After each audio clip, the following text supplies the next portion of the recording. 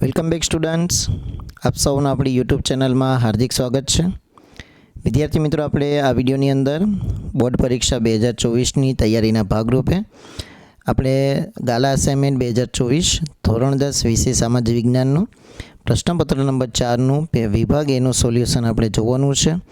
વિદ્યાર્થી મિત્રો, થોડાક દિવસો જ હવે બાકી છે એક્ઝામને, તો તમારું જે ફોકસ છે વિભાગ એ ઉપર વધારે હોવું જોઈએ, કારણ કે વિભાગ એ તમારો સ્કોરિંગ સેક્શન છે કે જેનાથી તમે સારા એવા માર્ક્સ લાવી શકો છો પેપરની અંદર અને સબ્જેક્ટમાં.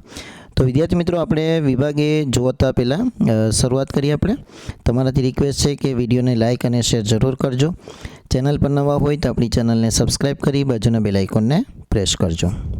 તો શરૂઆત કરીએ. પહેલો પ્રશ્ન છે કે કાલીબંગન, તો એની સામે તમારો જવાબ આવશે રાજસ્થાન. મહાકવિ કાલિદાસ, તો એની સામે જવાબ આવશે સી વિક્રમોર્વશિયમ. એના પછી જૈવ આરક્ષિત ક્ષેત્ર, તો એની સામે જવાબ આવશે કચ્છનું રણ. એના પછી ચોથું બાયોગેસ પ્લાન્ટ, એમાં જવાબ આવશે મેથાણ. અને પાંચમું છે 5 જૂન, તો એમાં જવાબ આવશે પર્યાવરણ દિન. તો આ રીતે અહીંયા આપણું જોડકું પૂર્ણ થાય છે 5 માર્ક્સનું. એના પછી છઠ્ઠો પ્રશ્ન આપણે બાજુમાં આપેલો છે, ખરા ખોટું છે. તો છઠ્ઠા પ્રશ્નમાં આપણે ઉત્તરરામચરિત અને તુલસીદાસનો અવધી ભાષામાં લખાયેલો પ્રસિદ્ધ ગ્રંથ છે. ઉત્તરરામચરિત એ તુલસીદાસનો અવધી ભાષામાં લખાયેલો પ્રસિદ્ધ ગ્રંથ છે. તો વિદ્યાર્થી મિત્રો, ઘણા પ્રશ્નો હું તમને એના જવાબ પૂછવા માંગીશ, કેમ કે તમારી તૈયારી કેટલી છે હું જાણી શકું. તો આ પ્રશ્નનો જવાબ તમારે કમેન્ટ બોક્સમાં જણાવવાનો છે કે આ પ્રશ્ન રાઈટ છે કે રોંગ છે. એના પછી 7મો, સારનાથનો સ્તંભ ભારતની શિલ્પકલાનો શ્રેષ્ઠ નમૂનો છે. તો વિધાન આવશે સાચું. ભારતમાં દર વર્ષે 24 ડિસેમ્બરના દિવસે રાષ્ટ્રીય ગ્રાહક અધિકાર દિન તરીકે ઉજવવામાં આવે છે. તો આ વિધાન પણ આવશે સાચું. એના પછી 9મું, ગુજરાત સરકારે મહિલાઓ માટે સરકારી નોકરીઓમાં 33% અનામતની જોગવાઈ કરેલી છે. તો આ વિધાન પણ સાચું. અને 10મું છે કે કેન્દ્રમાં રાજ્યસભામાં કોઈ પણ બેઠક અનામત રાખવામાં આવતી નથી.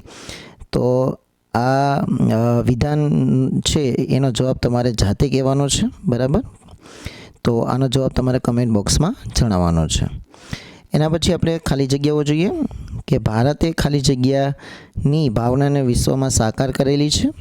તેમાં જવાબ આવશે વસુધૈવ કુટુંબકમ. એના પછી 12મો પ્રશ્ન કે શ્રી મહાવીર જૈન આરાધના કેન્દ્ર કોબા ખાલી જગ્યા આવેલું છે. તેમાં જવાબ આવશે ગાંધીનગર. ભાખડા નાંગલ યોજના ખાલી જગ્યા નદી પર છે. તેમાં જવાબ આવશે સતલુજ. નાગાર્જુન સાગર યોજના ખાલી જગ્યા નદી પર આવેલી છે. તેમાં જવાબ આવશે કૃષ્ણા. દિબ્રુગઢથી કન્યાકુમારીને જોડતો રેલમાર્ગ ભારતનો સૌથી લાંબો રેલમાર્ગ છે, જે ખાલી જગ્યા તરીકે જાણીતો છે. તેમાં જવાબ આવશે વિવેક એક્સપ્રેસ. એના પછી 16મો પ્રશ્ન વિકલ્પો છે. તો પહેલામાં આવશે સી કે નીચે આપેલ ચિત્રને ઓળખી બતાવો. તો ચિત્ર કોનું છે? વન્યજીવો અને પર્યાવરણ સંરક્ષણ. એના પછી 17મું, ભારતમાં સ્વાતંત્ર્ય બાદ સિંચાઈ ક્ષેત્ર વધીને કેટલું થયેલું છે? તો 17માં જવાબ આવશે ડી, 4 ગણું. 18મું, નીચેના પૈકી કયું વિધાન સાચું નથી?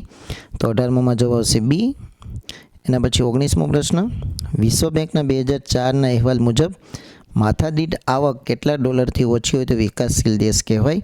તો 19માં જવાબ આવશે સી, $735. અને 20મો છે કે આર્થિક રીતે ભારત કેવો દેશ છે? જેમાં જવાબ આવશે વિકાસશીલ. ચલો, એના પછી 21મો પ્રશ્ન જોઈએ આપણે. તો કઈ યોજના દિલ્હી, મુંબઈ, ચેન્નઈ અને કોલકાતા શહેરોને જોડે છે? તેમાં જવાબ આવશે સ્વર્ણિમ ચતુર્ભુજ. સ્વર્ણિમ ચતુર્ભુજ. ચલો, 22મો પ્રશ્ન, શું હકારાત્મક બનાવવા સરકારે મેક ઇન ઇન્ડિયા પ્રોજેક્ટ શરૂ કર્યો છે? શું હકારાત્મક બનાવવા? તો એમાં તમારો જવાબ આવશે વેપાર તુલા. શું જવાબ આવશે? વેપાર તુલા. 23મો, ઉત્પાદનની પ્રક્રિયામાં જમીન, મૂડી અને શ્રમને યોજનાપૂર્વક જોડનારને શું કહેવાય? તેમાં જવાબ આવશે નિયોજન. શું કહેવાય છે? નિયોજન.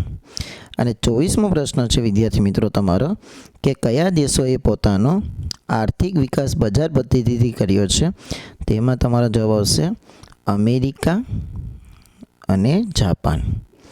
ચાલો, તો અહીંયા આપણો પેપર નંબર 4નો વિભાગ એનું સંપૂર્ણ સોલ્યુશન પૂર્ણ થાય છે. આશા રાખીશ કે તમને વિડીયો પસંદ આવ્યો હશે. વિડીયો પસંદ આવ્યો હોય તો આપણા વિડીયોને લાઈક કરો, તમારા મિત્રો સાથે શેર કરો. ચેનલ પર નવા હોય તો આપણી ચેનલને સબસ્ક્રાઈબ કરી બાજુના બેલ આઇકોનને પ્રેસ કરો. Thank you very much.